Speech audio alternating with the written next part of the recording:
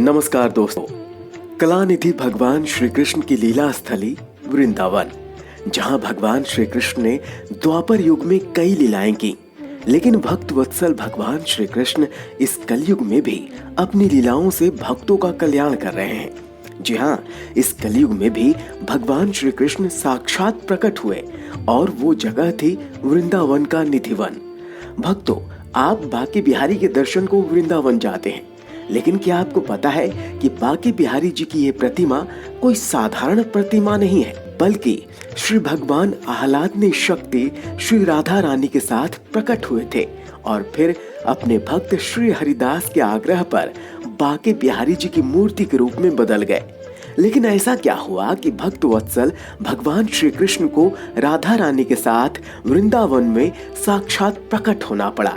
आज के वीडियो में इसी गुड़ बात को जानेंगे, लेकिन आगे जाने से पहले प्लीज हमारे इस चैनल को लाइक कीजिए, शेयर कीजिए, सब्सक्राइब कीजिए और हाँ, बेल आइकन जरूर दबाइए ताकि इसी प्रकार की ज्ञान की बातों का नोटिफिकेशन सबसे पहले आप तक पहुंचे।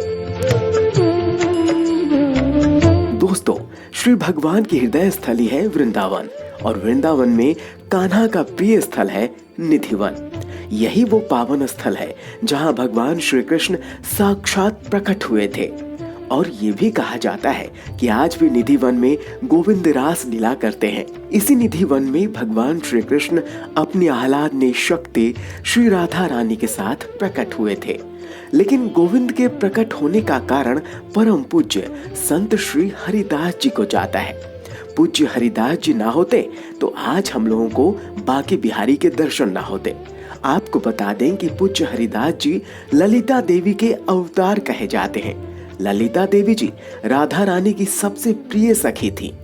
25 साल की उम्र में स्वामी हरिदास जी वृंदावन में आ गए थे और निधिवन में ही साधना किया करते थे। वे रोज भगवान श्री कृष्ण और राधा रानी के रास का दर्शन किया करते थे। स्वामी जी जहाँ विराजते थे वहीं एक अति मनमोहक लता कुंज की ओर वो ध्यान से देखा करते थे। कभी उस लता कुंज की ओर देखकर हंसते थे, कभी भाव विभोर होकर रोने लग जाते थे, कभी तो लौट जाते थे। उसी लता कुंज की ओर देखकर राग भी गाते थे। आपको बता दें कि संत श्री हरिदास जी के ही शिष्य थे तानसेन, जिनके बारे में कहा जाता है कि जब वो गाते थे तो बारिश शुरू हो जाती थी, और उन्हीं के गुरु थे हरिदास जी, जो जब गाते थे तो स्वयं साक्षात श्री हरि प्रकट हो जाते थे। एक बार की बात है, संत श्री हरिदास जी के शिष्य श्री विठल विपुल देव जी ने एक दिन उनसे पूछा कि हे गुरुदेव, उस विशेष लता कुंज की ओर आप हमेशा देखते रहते हैं और भाव विभोर हो जाते हैं, आखिर ऐसा क्यों? ऐसी क्या बात है उस कुंज में?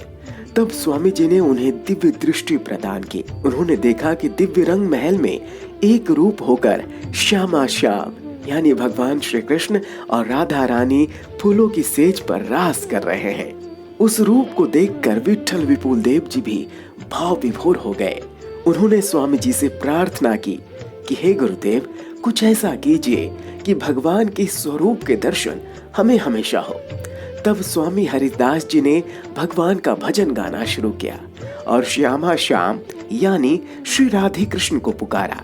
उनकी भक्ति इतनी प्रबल थी कि रीझ गए गोविंद। फिर क्या था, भक्त के वश में है भगवान। भक्तों की निस्वार्थ भक्ति के आगे भगवान की कहां चलती।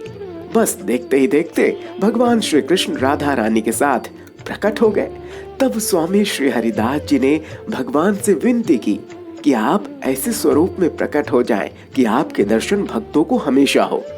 स्वामी श्री हरिदास जी की प्रार्थना पर श्री भगवान प्रकाश पुंज में बदल गए और फिर उस प्रकाश पुंज से श्री बांके बिहारी का अद्भुत श्री विग्रह यानी मूर्ति प्रकट हो गई।